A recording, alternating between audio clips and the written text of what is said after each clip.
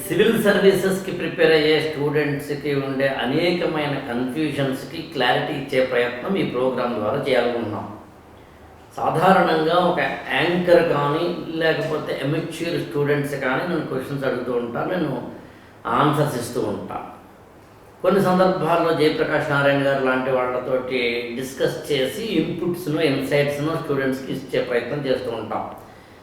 First time నేను ఇద్దరు faculty resource persons come already prepare అవుతున్న యాస్పిరెంట్స్, అంటే దాదాపుగా గత 4-5 ఏళ్లుగా సివిల్ సర్వీసెస్ ప్రిపరేషన్లో ఉండి మంచి కోచింగ్ తీసుకుని దాదాపు అన్ని పుస్తకాలు చదివేసి టెస్ట్ సిరీస్ రాసేసి ఒక స్థాయికి వచ్చి మెయిన్స్ లాంటివి కూడా రాసి గ్రూప్ 1 గ్రూప్ 2 లాంటివి కూడా రాసి వివిధ కోచింగ్ సెంటర్లలో ఒక ఫ్యాకల్టీ గాను లేదా కంటెంట్ రిసోర్స్ పర్సన్స్ గాను పనిచేస్తూ ప్రస్తుతం కనెక్టెక్ నాలెడ్జ్ సెంటర్ వారి కనెక్టెక్ ఐఏఎస్ అనే ఒకనొక సంస్థకి కంటెంట్ రైటర్స్గా కంటెంట్ కాపీ ఎడిటర్స్గా పనిచేస్తున్న ఇద్దరితోటి నేను ఇంటర్వ్యూ చేయాలనుకుంటున్నాను.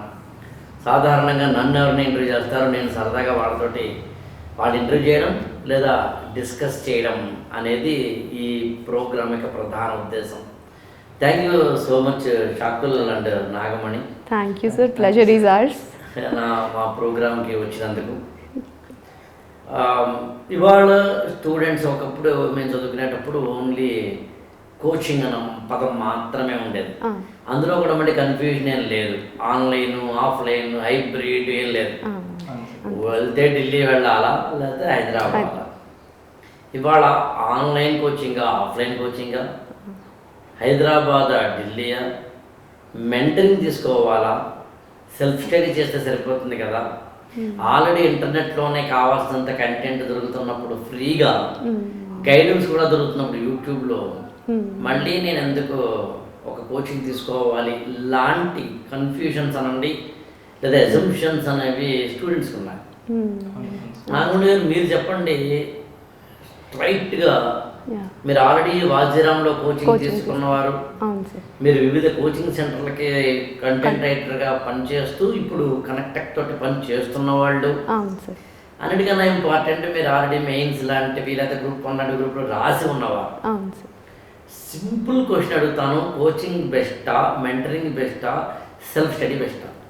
సార్, మీరు అన్నట్టు కోచింగ్ ఇంపార్టెంటా, గైడెన్స్ ఇంపార్టెంటా, మెంటర్షిప్ ఇంపార్టెంటా అన్న క్వశ్చన్స్ రావడం ఈజ్ వెరీ న్యాచురల్. అది ఎవరికైనా వస్తుంది. ఇన్ మై పర్స్పెక్టివ్, నేను కోచింగ్ తీసుకున్నాను కాబట్టే నేను బెటర్ అయ్యాను. ఇన్ మై పర్స్పెక్టివ్, నేను మెంటర్షిప్ తీసుకున్నాను కాబట్టే నేను బెటర్ అయ్యాను. ఇన్ మై పర్స్పెక్టివ్, నేను సెల్ఫ్ స్టడీ ఇప్పుడు చేస్తున్నాను కాబట్టే నేను బెటర్ అవుతున్నాను. ఏ లెవెల్ ఆఫ్ ప్రిపరేషన్లో మనం ఉన్నాము అన్నది మనకి ఇంపార్టెంట్. సో మీరు ఎమెచ్యూర్గా వచ్చారనుకోండి, ఖచ్చితంగా కోచింగ్ తీసుకోవాలి. Coaching is very very pivotal in this preparation. Offline best, online best coaching? I prefer offline coaching sir, because I went for offline. ఎందుకు అంటే అక్కడ నీకు ఆ కాంపిటేటివ్ స్పిరిట్ బిల్డ్ అవుతుంది. నీతో పాటు 600 మంది నీ క్లాస్లో కూర్చుంటున్నారు అంటే వాళ్ళతో పాటు నువ్వు పోటీ పడుతున్నావు. డైలీ నువ్వు సీట్ కోసమే పోటీ పడుతున్నావు అంటే తర్వాత నీకు పోస్ట్ కోసం నువ్వు ఎంత పోటీ పడాలి అన్నది నీకు ఆ పర్స్పెక్టివ్ అన్నది అక్కడ బిల్డ్ అవుతుంది సార్.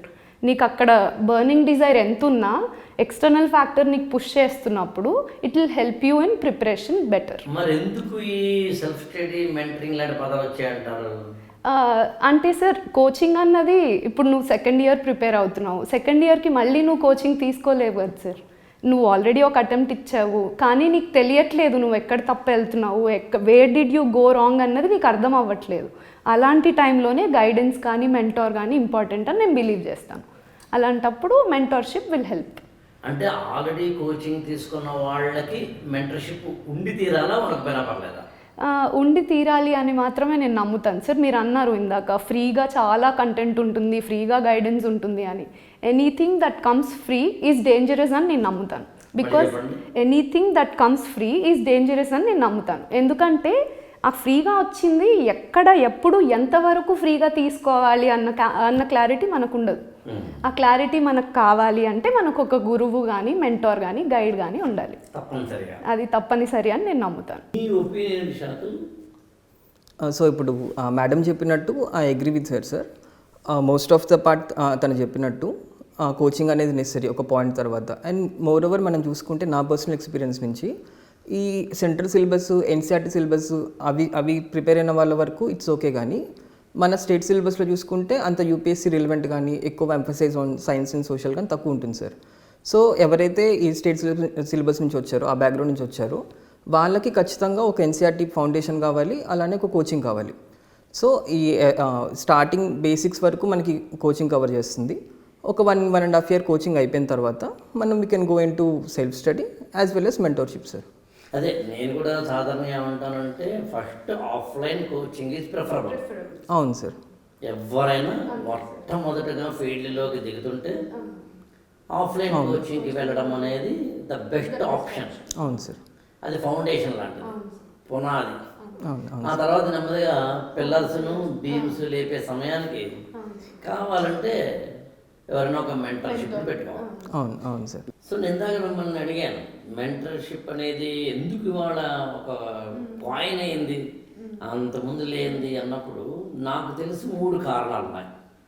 ఒకటేంటంటే మేము చదువుకునే రోజుల్లో కాంపిటీషన్ తక్కువ ఉండేది. 100కి 80-85 వస్తే అంటే 85% వస్తే కింగ్. తర్వాత 2000s అంటే ఈ మిలీనియంలోకి మనం ఎంటర్ అయ్యేసరికి 100కి 90-95 వస్తే కింగ్. క్లాసులో కూడా అందరికీ 90 వచ్చేవి కావు, ఎక్కువ మందికి వచ్చేవి 95 దాటిన వాళ్ళు ఒక 5 to 6 మెంబర్స్ ఉండేవా. అది గత 10 ఏళ్లలో కానీ 5 ఏళ్లలో కానీ చూసినప్పుడు ఏమైందంటే స్టూడెంట్స్ అందరూ కూడా బాగా కాంపిటేటివ్గా చదవడం వల్ల వాళ్ళ ఎక్కువ మార్కులు రావడం అనేది ఎప్పుడైతే వచ్చిందో అందరూ బెస్ట్ అవుతున్నారు. అందులో బెస్ట్ అమాంగ్ ద బెస్ట్ అవ్వాల్సిన పరిస్థితి కూడా ఏర్పడింది. Best among the best of the best అవ్వాల్సిన పరిస్థితి ఇంకా ఏర్పడింది. సో అందుకని కోచింగ్ ఏమో ఫస్ట్ తీసుకున్నా, ఆ తర్వాత మెంటరింగ్ అనేది కంపల్సరీ ఎందుకైంది వాడాలని అడిగితే, నువ్వు ఈ కాంపిటీషన్లో నీ స్కిల్స్ని ఎన్హాన్స్ చేసుకోవాలి, ఎక్సెల్ చేసుకోవాలి, అప్ స్కిల్ అవ్వాలి అంటే ఖచ్చితంగా ఎవరో ఒకరు నీకు చిన్నప్పుడు మీకు గుర్తుందో లేదో కానీ మా చిన్నప్పుడు అయితే ట్యూషన్స్ అని ఉండేవి. స్కూల్ నుంచి వచ్చేసిన తర్వాత ట్యూషన్ టీచర్ ఈవెన్ ఇంటికి వచ్చి కూడా కావాలంటే చెప్పేవాళ్ళు. సో ఒక విధంగా చెప్పాలంటే ట్యూషన్ అనే పదాన్ని కాస్త మనం మాడిఫై చేస్తే మెంటరింగ్.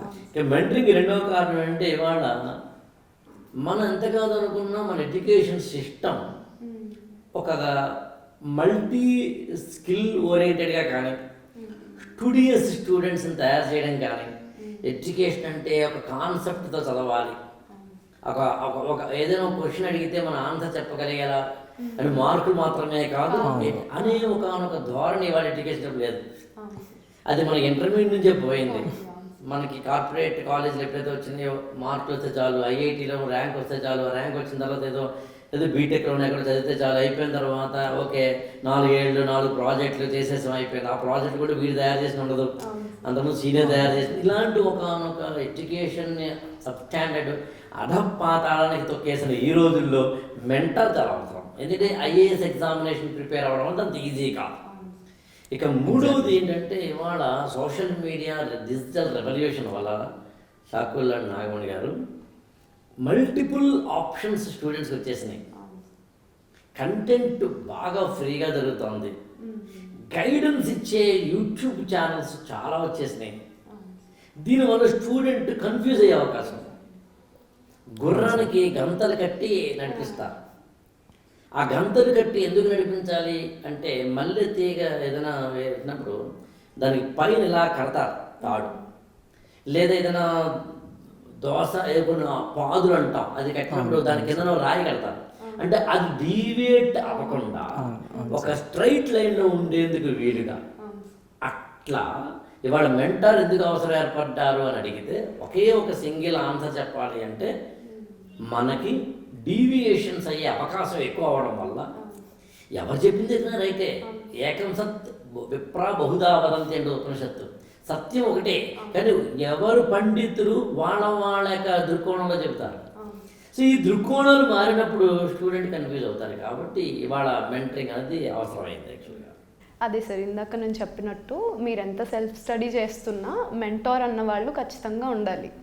దానికోసమే Connectech has started its program called mentorship program through where we are going to give guidance to the students who want to really get into UPSC. ఇంకోటంటే మెంటరింగ్లో యాక్చువల్గా ఏంటంటే ఇండివిజువల్ ఫోకస్ ఉంటుంది.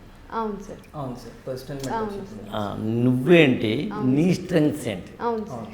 నేను సాధారణంగా ఏం చెప్తానంటే, ఒక హాస్పిటల్ ఉంది, లోపల డాక్టర్ గారు కూర్చుని ఉన్నారు, బయట పేషెంట్లు ఒక 10 మంది ఉన్నారు, 20 మంది ఉన్నారు పోనీ. కాంపౌండర్ వచ్చి మీరు తలపోటున్న వాళ్ళు చేయతండి అని తలపోటున్న వాళ్ళందరినీ లేపి ఒకేసారి వాళ్ళు పంపించడం. నిజంగా అందరూ తలపోటుతో వచ్చినప్పటికీ, జ్వరంతో వచ్చినప్పటికీ ఎవరి సిమ్టమ్స్ వాళ్ళవి, ఎవరి యొక్క ఫీచర్స్ వాళ్ళవి. అందుకని మెంటరింగ్ అనేది ఏం చేస్తుందంటే ఇండివిజువల్ ఫోకస్ చేస్తుంది. సో సార్, మనం ఇప్పుడు చూసుకున్నట్టయితే ఈ డిజిటల్ రెవల్యూషన్ అనేది వచ్చిన తర్వాత ఫర్ ద పాస్ట్ 5-6 years నుంచి free content and free guidance అనేది చాలా ఎక్కువైపోయినాయి సార్. అవును. సో మనం ఒక 10 ఏళ్ళ ముందు 15 ఏళ్ళ ముందు అప్పుడు కూడా మనకి మెటీరియల్ అనేది అవైలబుల్ ఉండేది, కానీ మేబీ ఒక టెక్స్ట్ ఫామ్లోనో లేకపోతే ఒక మెటీరియల్ ఫామ్లోనో బయట పీడిఎఫ్లు హార్డ్ కాపీలు దొరికేవి సార్. కానీ ఇప్పుడు మొబైల్ ఫోన్స్ వచ్చేసిన తర్వాత, గూగుల్ వచ్చేసిన తర్వాత మన ఫింగర్ టిప్స్ మీద ఫ్రీ మెటీరియల్ ఉంటుంది. అలాగే సోషల్ మీడియా బాగా వచ్చేసి యూట్యూబ్ లాంటి ప్లాట్ఫామ్స్ వచ్చిన తర్వాత ఫ్రీ గైడెన్స్ అనేది చాలా ఎక్కువైపోతుంది సార్. సో మీరు దీన్ని ఒక బూన్లా చూస్తారా, బెయిన్లా చూస్తారా? మంచి క్వశ్చన్ షాకుల్. నేను నాగమణి గారిని అడుగుతాను, అసలు మీరు చెప్పండి, ఇంత ఫ్రీ కంటెంట్ గైడెన్స్ అనేది boon or bane? I think so it is a bane sir. Like I already said, మనకు ఎక్కడ ఆపాలో తెలియదు సార్. ఏదన్నా కంటెంట్ కన్జ్యూమ్ చేస్తున్నప్పుడు సోషల్ మీడియా అయినా సరే, లేకపోతే ఫర్ ఎగ్జాంపుల్ స్టడీ మెటీరియల్ అయినా సరే, ఇది ఎక్కడి వరకు నాకు రిలవెంట్ ఉంటుంది, నా ప్రిపరేషన్కి ఎంతవరకు రిలవెంట్ ఉంటుంది అని ఏ స్టూడెంట్కి తెలియదు సార్. నువ్వు 10 ఏళ్ళు చదువుతున్నా కూడా నీకు ఎక్కడ ఆపాలి అన్నది నీకు అర్థం అవ్వదు. అలాంటప్పుడు anything that comes free is dangerous. Like I already mention, it will be dangerous, it will be a danger or hindrance to your preparation. కాబట్టి ఎంత కన్జ్యూమ్ చేసుకోవాలి అన్న దగ్గర కూడా ఒక గైడ్ కానీ ఒక మెంటార్ కానీ ఉంటే వాళ్ళు మనల్ని గైడ్ చేస్తారు. కాబట్టి they have to. నేను యాక్చువల్గా ఏంటంటే ఫ్రీ కంటెంట్ జెన్యున్ కూడా కాదంటాను నేను. అంటే జెన్యున్ కాదంటే ఇచ్చే వాళ్ళకి జెన్యున్ అది. అవును సార్. తీసుకునే వాళ్ళకి. ఎందుకని అంటే వాళ్ళు జనరలైజ్డ్గా చెప్తారు. ఇప్పుడు ఎన్సీఆర్టీ పుస్తకాలు చదవక్కర్లేదు అనే ఒక స్టేట్మెంట్ ఇస్తే, ఎన్సీఆర్టీ పుస్తకాలు చదవక్కర్లేదు అనే స్టేట్మెంట్ అందరికీ వర్తించదు. కొంతమందికి వర్తిస్తుంది, కొంతమందికి వర్తించదు. ఫ్రీ కంటెంట్ అనేది ప్రధానంగా ఫ్రీ గైడెన్స్ కానీ అనేది ఏంటంటే ఒక విధంగా వరం, ఒక విధంగా శాపం అంటారు. రూరల్ ఏరియాస్లో ఉన్న వాళ్ళకి, హౌస్ వైఫ్లుగా చిన్న మిడిల్ క్లాసుల్లో, లోయర్ మిడిల్ క్లాసుల్లో ఉన్న వాళ్ళకి, అంటే ఫీజులు కట్టుకోవడానికి స్తోమత లేని వాళ్ళకి ఫ్రీ కంటెంట్ అనేది ఉపయోగపడుతుంది. కానీ అక్కడ కూడా మళ్ళీ మెంటర్ కావాల్సింది. అవును సార్. ఎక్కడ ఆపాలి, ఎక్కడ ఆగాలి అన్నది తెలియాలి. ఎంత తీసుకోవాలి, ఎంత తీసుకోకూడదు, ఏ కంటెంట్ ఏంటంటే.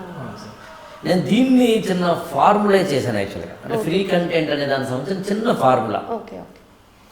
సివిల్ సర్వీసెస్ ప్రిపరేషన్లోకి అసలు నేను వెళ్ళాలా వద్దా, వెళ్ళక్కర్లేదా, వెళితే ఏంటి, వెళ్ళకపోతే ఏంటి, వెళ్ళాలనుకుంటున్నాను, వద్దనుకుంటున్నాను, ఉన్న జాబ్ మానేయాలా, నాకు ఆల్రెడీ హౌస్ వైఫ్ని, నేను చేయగలనా, ఇలాంటి కన్ఫ్యూజన్స్ అనే ఒక స్టేజ్ ఉన్న ఎవరైతే ఉంటారో, ఫేజ్ నెంబర్ 1 అనుకుంటే, ఆ ఫేజ్ ఆఫ్ ద కన్ఫ్యూజన్లో ఉన్న వాళ్ళు please need not to meet ఎవరిని కలవాల్సిన అవసరం లేకుండా డిజిటల్గా మనకు లభిస్తున్న ఫ్రీ కంటెంట్ ద్వారా, ఫ్రీ మెటీరియల్స్ ద్వారా, ఫ్రీగా వచ్చే ఒక గైడెన్స్ ద్వారా అవేర్నెస్ తీసుకురండి.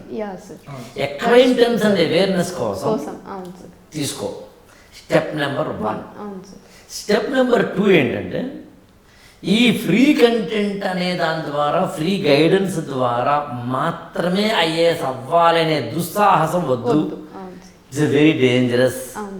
అప్పుడు కోచింగ్ వెళ్ళాలా, ఆఫ్లైన్ కోచింగ్కి వెళ్ళాలా, ఆన్లైన్ కోచింగ్కి వెళ్ళాలా, మెంటరింగ్ మాత్రమే తీసుకోవాలా, సెల్ఫ్ స్టడీ చేసుకోవాలా అనే ఒకనొక కన్క్లూజన్కి రావడానికి ఈ ఫ్రీ గైడెన్స్లోంచి ఇన్పుట్స్ తీసుకుని, ఇన్సైట్స్ తీసుకుని ముందుకెళ్ళి. ఇది స్టెప్ నెంబర్ 2. స్టెప్ నెంబర్ 3, నువ్వు ఎక్కడో ఒకటి కోచింగ్ అయితే తీసుకుంటావుగా, ఎక్కడో ఒకటి ఏదో ఒక రూపంలో నీకైతే కంటెంట్ లభిస్తుంది కదా, అప్పుడు అసలు ఫ్రీ కంటెంట్ మీద దృష్టి పెట్టకు. అంటే నువ్వు ఒక మెంటరింగ్లో జాయిన్ అయ్యావు, లేదా ఒక కోచింగ్లో జాయిన్ అయ్యావు, అప్పుడు వాళ్ళ మాటే విను. అవును. ఫ్రీ కంటెంట్ జోలికి వెళ్ళకు. స్టెప్ నెంబర్ 4, నీ కోచింగ్ కొంత కంప్లీట్ అవ్వడము, మెంటరింగ్ కొంత కంప్లీట్ అవ్వడము, నీ మీద నీ కొంత కాన్ఫిడెన్స్ రావడము, నీ కంటెంట్ మీద, ప్రిపరేషన్ మీద, లేకపోతే ఎగ్జామినేషన్ మీద, ఇందులో ఉండే డిఫికల్టీస్ మీద నీకు ఒక కాన్ఫిడెన్స్, క్లారిటీ రావడం జరుగుతుంది కదా. కొన్ని రిమోట్ ఏరియాస్కి, ఉదాహరణ ఎకనామిక్ సర్వే ఉంది, తెలంగాణ లేదా ఆంధ్రప్రదేశ్ స్టేట్ ఎగ్జామ్స్ రాస్తుంటే కనుక సోషియో ఎకనామిక్ అవుట్లుక్ ఇటు ఏపీ గవర్నమెంట్ కానీ తెలంగాణ గవర్నమెంట్ కానీ ఇస్తాయి. ఇది ఎకనామిక్ సర్వే. ఫారెస్ట్ సర్వేస్ లేదా forest reports, Indian forest report అని వస్తుంటే ప్రతి 2 ఏళ్ళకి, అలా అవి కాదు. కొన్ని ప్రత్యేక కంటెంట్ మనకి దొరకవు మార్కెట్లో, దొరకాలన్నా కూడా అది కొనాలంటే చాలా కష్టం అవుతుంది. ఇట్లాంటి వాటికి కొన్ని మనకి అర్థం కాని కాంప్లెక్స్ ఏరియాస్ కొన్ని ఉంటాయి. ఉదాహరణ ఏదో ఎన్విరాన్మెంట్ మనం చదువుతుంటే అందులో ఏదో క్లైమేట్ చేంజ్ లాంటి వాటికి సంబంధించి చదువుతున్నప్పుడు మనకి పుస్తకం చదువుతున్నప్పుడు క్లారిటీతో ఉండదు. ఏదో క్రోనలాజికల్గా యుఎన్సిసి సంబంధించి ఏవో ఇస్తూ ఉంటాడు, మనకి అర్థం కానట్టుగా ఉంటుంది. డూ వన్ థింగ్, గూగుల్ని అడుగు, లేదా దాని మీద ఎవరైనా ఒక వీడియో చేస్తే విను, అంతే, అక్కడ ఆగిపోవాలి. దాన్ని ఎడిట్ అవ్వడం మొదలు పెడితే మళ్ళీ ప్రమాదం. సో అది కూడా ఇందాక నాగమణి మీరు చెప్పినట్టుగా నీకు అక్కడ కూడా ఒక మెంటార్ ఉంటేనే బెస్ట్. ఎంత దూరం ఫ్రీ కంటెంట్కి వెళ్ళాలి, ఎంత దూరం ఫ్రీ కంటెంట్కి వెళ్ళకూడదు తెలియాలన్నా కూడా you should have a little bit of. మీరేమంటారు? I totally agree sir. ఇప్పుడు మీరు అన్నట్టు ఏదైనా ఒక డౌట్ ఉంది, అది క్లియర్ చేసుకోవాలి, గూగుల్ సెర్చ్ చేయాలి, లేదా ఒక ఇష్యూ బేస్డ్ టాపిక్ వరకు ఒక 5-10 నిమిషాలు వీడియో చూడాలి అంటే అది హెల్ప్ అవుతుంది. ఒక రకంగా అలా ఆ పాయింట్ ఆఫ్ వ్యూలో చూస్తే మనకు అది బూనే సార్. అలా కాకుండా దాంట్లోనే పడిపోయి నా ప్రిపరేషన్ మొత్తంగా నేను ఈ ఫ్రీ కాంటెంట్ మీదే బేస్ చేసుకుంటానంటే మాత్రం అది ఇబ్బంది అవుతుంది సార్. ఇంకోటి ఏంటి, ఫ్రీ కంటెంట్ అనే దాంట్లో లక్ష్మీకాంత్ బుక్, ఎన్సీఆర్టీ పుస్తకాలు, మరొక పుస్తకము నాకు తెలిసి అవి ప్రింటెడ్ ఫార్మేట్లో మాత్రమే కాకుండా ఫ్రీగా కూడా టెలిగ్రామ్ ఛానల్స్ లాంటి వాటిలో దొరుకుతాయి. అంటే నేను వ్యక్తిగతంగా ఇంకొక ఆధర్ రాసిన, అది whether it is government or private, author రాసిన బుక్స్ మార్కెట్లో దొరుకుతుంటే మాత్రం దాని పీడిఎఫ్ ఫార్మేట్లో ఫ్రీగా వెళ్ళడం అనేది నేను ఎందుకో అది అనైతికలు అంటాను.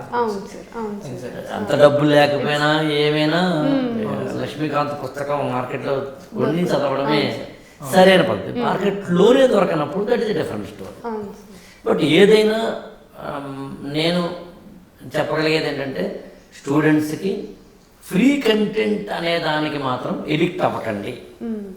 డ్రగ్స్కి ఎడిక్ట్ అయితే ఎంత ప్రమాదమో, లిక్కర్కి ఎడిక్ట్ అయితే ఎంత ప్రమాదమో, free content and self study అనే సిండ్రోమ్కి మాత్రం ఎడిక్ట్ కాకండి. అది వెరీ సెల్ఫ్ స్టడీ సిండ్రోమ్ అనేది నాకు తెలిసి అతిపెద్ద సిండ్రోమ్.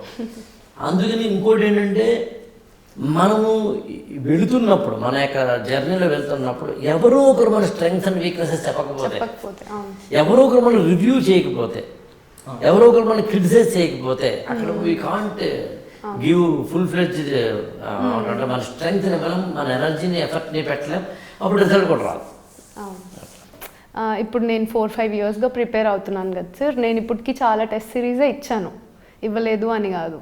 కానీ టెస్ట్ సిరీస్ ఎలాంటిది అప్రోచ్ అవ్వాలి, ఎలాంటి వాళ్ళ దగ్గర అప్రోచ్ అయితే మనకు బెటర్ ఉంటుంది అన్న పాయింట్కి మీరు ఏం చెప్తారు?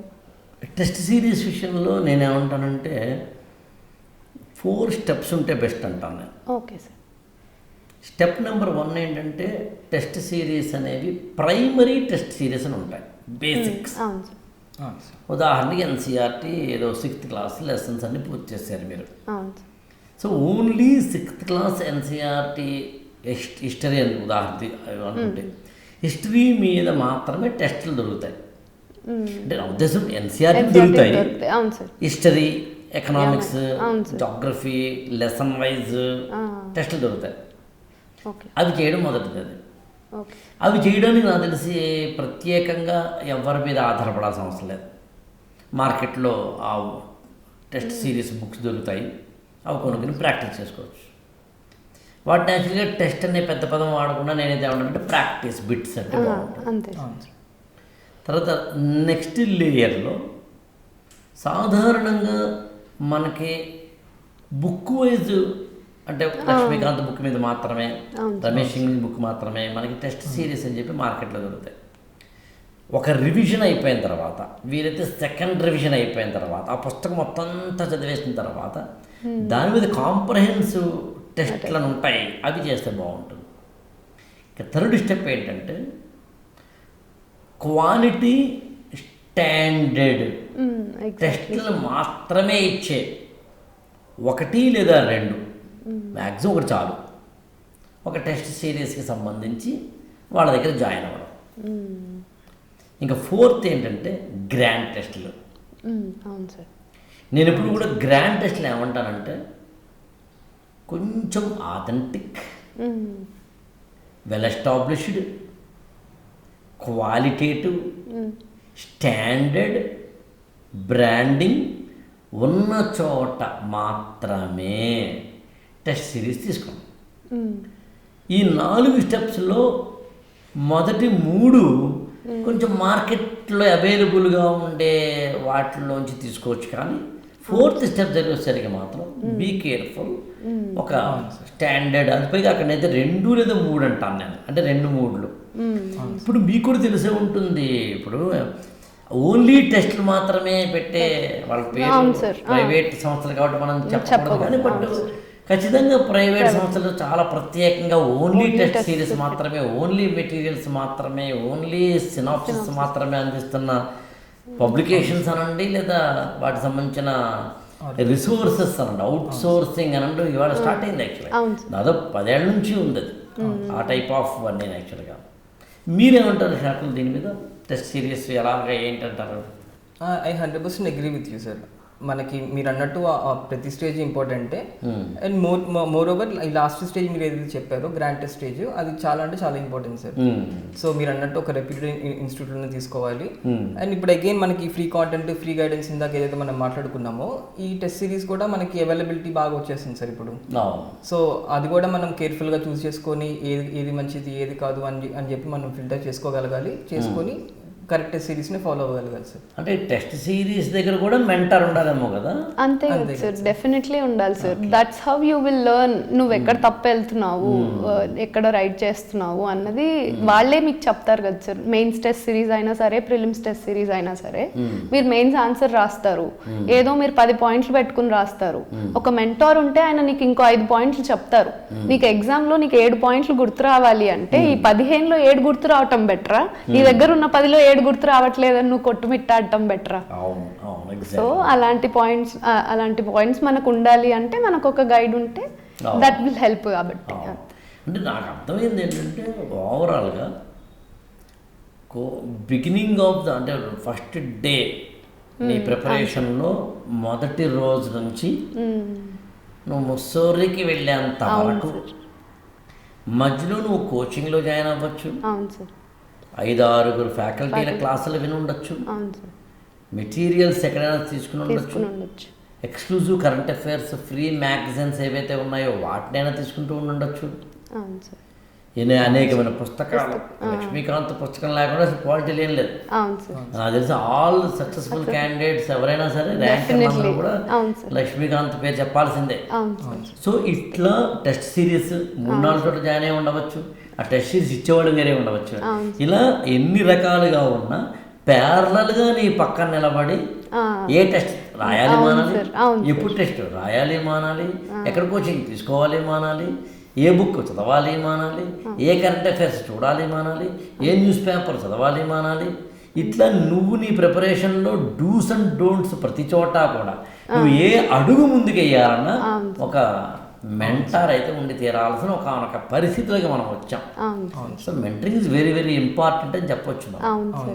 ఎస్పెషల్లీ మనకి టెస్ట్ సిరీస్లో ఏవైతే మనం రాంగ్ స్టెప్స్ చేసామో, ఏవైతే రాంగ్ క్వశ్చన్స్ మనం అటెంప్ట్ చేసామో వాటి ఎక్స్ప్లెనేషన్ అవి ఒక నోట్స్ ప్రిపేర్ చేసుకోవడం కూడా చాలా ఇంపార్టెంట్ సార్. సో మనకి మెంటార్ ఉంటే వాళ్ళ దగ్గర తీసుకెళ్తాము, వాళ్ళు మళ్ళీ మనకి ఎక్స్ప్లెయిన్ చేస్తారు, నువ్వు ఇది తప్పు చేసావు, దీని ఎక్స్ప్లెనేషన్ ఇది అని చెప్పి మనం నోట్స్ రాసుకుంటాం సార్. ఎగ్జాక్ట్. సో అది కూడా చాలా ఇంపార్టెంట్. ఇప్పుడు మీ ఇద్దరు ఆల్రెడీ ఢిల్లీలో కోచింగ్ తీసుకున్నారు, ఒక 1.5 year ఢిల్లీలో ఉన్నారు, తర్వాత హైదరాబాద్ వచ్చేసారు, మీ కోచింగ్ మీ ప్రిపరేషన్ చేసుకుంటారు. తర్వాత వచ్చేసి ఒక మెంటార్, నాలాంటి వారిని మెంటార్గా పెట్టుకుంటారు. అవును తర్వాత ఏమో ఎక్కడైనా మంచి కోచింగ్ సెంటర్లో మీరు ఒక ఫ్యాకల్టీ గాను లేకపోతే కనుక ఒక కంటెంట్ రైటర్ గాను జాయిన్ అవుతారు. అవును మీ ఇన్నేళ్ల జర్నీలో ఇంకా అస్సలు ఇందులోకి ప్రిపరేషన్లోకి రాని ఎవరైనా స్టూడెంట్ ఉంటే అవును సార్. దిగే ముందు తీసుకోవాల్సిన జాగ్రత్తలు ఏంటి అనేది పాయింట్ వేసి చెప్పగలరా? మీరు ఒక 5 పాయింట్లు, మీరు ఒక 5 పాయింట్లు. దిగే ముందు ఒక స్టూడెంట్ తీసుకోవాల్సిన జాగ్రత్తలు ఏంటి? ఓకే సార్, అంటే జాగ్రత్తలు అని చెప్పను కానీ ఏ పాయింట్స్ కన్సిడర్ చేయాలి అన్నది. First thing first, motive sir. ఎందుకు నువ్వు ఇందులోకి దిగాలనుకుంటున్నావు, సూపర్. అది చాలా స్ట్రాంగ్ ఉండాలి సార్. అమ్మ చెప్పింది, నాన్న చెప్పాడు, నేను పక్కన ఎవరోనో చూశాను, ఆ చూసిన మనిషికి అంత ప్రివిలేజ్ వస్తుంది కాబట్టి నేను అది చేయాలనుకుంటున్నాను, అవన్నీ 1 year 2 yearsలో వానిష్ అయిపోతాయి సార్. లేదు నీకు ఇంకా స్ట్రాంగ్ మోటివ్ ఉందనుకోండి, లేదు నేను ఇలా 10 మందికి నేను ఇది చేస్తే 10 మందికి నేను హెల్ప్ చేయగలను అన్న మోటివ్ కానీ, లేకపోతే నేను పర్సనల్గా ఒక మనిషి ఇంకొక 10 మంది లైఫ్స్ని బెటర్ చేయడం నేను చూశాను, అందులోంచి నేను ఇన్స్పిరేషన్ డ్రా చేస్తాను. బికాజ్ నేను అలాంటి దాన్నే సార్. చిన్నప్పుడు ఎప్పుడో మా ఇంటి దగ్గర గుడికి మెట్లు లేవంటే కలెక్టర్ ఆఫీస్లో సబ్మిట్ చేస్తే వాళ్ళు కన్స్ట్రక్ట్ చేపిస్తారు అని చెప్తే, because I saw people were struggling, ఆయన దగ్గర ఒక లెటర్ సబ్మిట్ చేయగానే he did that. Next year నేను మళ్ళీ ఆ టెంపుల్కి వెళ్ళేసరికి ఆ మెట్లు ఉన్నాయి. ఎందుకు, ఎవరు చేశారు ఆ పని? It is the collector who did it. ఆ మోటివ్ నాకు ఉంది కాబట్టి ఇన్ని ఇయర్స్ అయినా సరే ఆ బర్నింగ్ డిజైర్ నాలో ఉంది, నేను ఇంకా చేయగలను, నేను ఇంకా ట్రై చేస్తాను, నేను ఇంకా ప్రయత్నిస్తాను అని. సో ఆ మోటివ్ చాలా స్ట్రాంగ్ ఉండాలి సార్. అండ్ సెకండ్ థింగ్ వచ్చేసి ఫ్యామిలీ సపోర్ట్ కానీ, లేకపోతే ఫ్యామిలీ అనే కాదు, ఫ్రెండ్స్ కానీ ఎవరైనా సరే, whoever is around you, they should be inspiring you in this journey. నువ్వు చేయలేవు, ఒకసారి అయిపోయిందా, ఇంక నీకు అవ్వదులే, ఎందుకైతుంది, ఇంకొదిలేసే, అలాంటి సపోర్ట్ సిస్టమ్ నీకు ఉందా లేదా అన్నది నీకు తెలుస్తుంది. ఎందుకంటే 20 yearsగా నువ్వు ఎవరితో అయితే ఉన్నావో తర్వాత లైఫ్లో కూడా వాళ్ళతోటే ఉంటావు. That circle won't change. అది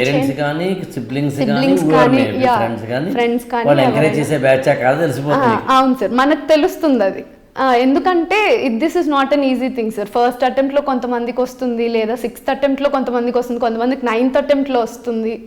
అది ఆ పేషెన్స్ కూడా ఉండాలి కదా సార్. నాకొక్కటి ఉంటే సరిపోదు, నా చుట్టూ ఉన్న వాళ్ళకి కూడా ఉందా లేదా, ఉంది అన్నప్పుడే మనం దిగాలి అన్నది స్ట్రాంగ్గా తెలుసుకోవాలి సార్. అండ్ మనం ఇది పర్స్యూ చెయ్యకపోయినా ఇదే నా జీవితం, if this is not happening, this is end of my life అనుకుంటే మాత్రం రావద్దు సార్ ఇందులోకి. ఓకే, అంటే ఇది రాకపోయినా పర్వాలేదు ఉంటేనే రావాలి. ఎందుకు, నేను యూపీఎస్సీతో నేర్చుకునింది ఏంటంటే how to live my life. It's not like how to lead my life, how I am surviving, how I will be surviving my life, అది నేను నేర్చుకున్నాను sir.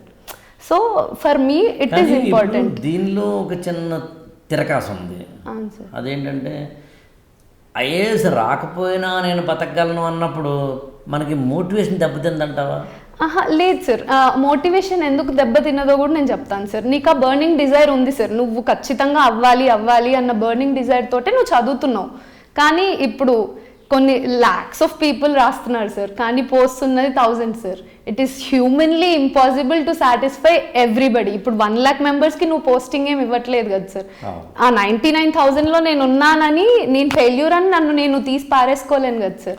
That's not how I lead my life కదా. So నీకు ఆ burning desire ఉంది, నువ్వు efforts పెట్టగలుగుతున్నావు, నేను ఇందాక చెప్పినట్టు నీకు ఆ సపోర్ట్ సిస్టమ్ ఉంది అంటే ఆటోమేటిక్గా నీకు ఆ పుష్ వస్తుంది సార్.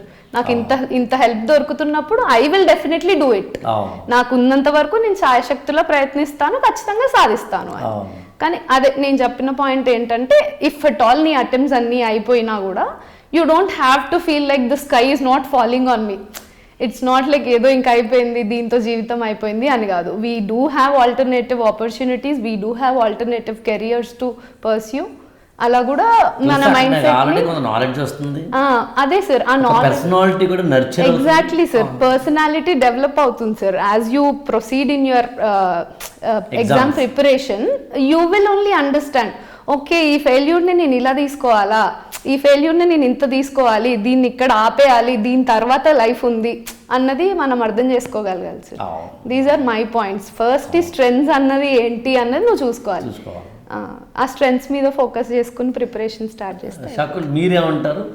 ఆమె చెప్పినవి కాకుండా మీ దగ్గర ఇన్పుట్స్ ఏ ఉన్నాయి, ఏవి ఒక దిగే ముందు తెలుసుకోవాల్సింది? అంతే సార్. బట్ మేడం చెప్పినట్టు మోటివ్ చాలా ఇంపార్టెంట్ ఉండాలి, ప్లాన్ బి ఉండాలి, అలానే ఒక బర్నింగ్ డిజైర్ ఉండాలి, ఒక పాజిటివ్ ఎన్వైర్న్మెంట్ ఉండాలి. అది కాకుండా నాకు తెలిసినంత వరకు ముందు ఒక సెల్ఫ్ అనాలిసిస్ ఉండాలి సార్. తన మీద తనకి ఎంతవరకు అనాలిసిస్ ఉంది, తను ఎక్కడ స్టాండ్ అవుతాడు, తన ఎమోషనల్ క్వశ్చన్ ఎంత ఉంది, ఇంటెలిజెన్స్ క్వశ్చన్ ఎంత ఉంది, ఈ రెండు కూడా ఒకసారి ముందే చెక్ చేసుకొని, అలాగే అసలు ఎగ్జామ్ గురించి కూడా అవేర్నెస్ తెచ్చుకోవాలి సార్. అసలు ఎగ్జామ్ ఏంటి, ఎందుకు కండక్ట్ చేస్తున్నారు, అసలు ఇప్పుడు చాలామంది యూపీఎస్సీ అనగానే ఐఏఎస్, ఐపీఎస్, ఐఆర్ఎస్ తెలుసు, కానీ ఇంకా చాలా పోస్టులు ఉంటాయి, సర్వీసెస్ ఇంకా వేరే వేరే సర్వీసెస్ ఉంటాయి, గ్రూప్ ఏ ఉంటాయి, కొన్ని గ్రూప్ బి ఉంటాయి, అండమాన్ అండ్ నికోబార్ లాంటి దాంట్లో కూడా పోస్టింగ్లు ఉంటాయి. ఈ అవేర్నెస్ చాలా మందికి ఉండదు సార్. చాలా అంటే చాలా సూపర్ఫిషియల్గా పైపైన ఐఏఎస్, ఐపీఎస్ అనుకున్నట్టు వెళ్తారు. సో ఈ బేసిక్ అండర్స్టాండింగ్, అసలు మనకి మోటివ్ ఏంటి, దిగిన తర్వాత మనం ఎంత చదవాలి, ఏం చదవాలి, ఈ సర్వీస్కి వెళ్ళిన తర్వాత ఏమొస్తాయి, ఇదంతా కూడా అసలు జాబ్ నేచర్ ఎలా ఉంటుంది, మనం ఎలాంటి డిఫరెన్స్ తీసుకొస్తాము, ఈ అండర్స్టాండింగ్ కూడా చాలా ఇంపార్టెంట్ సార్ స్టార్ట్ చేసే ముందు.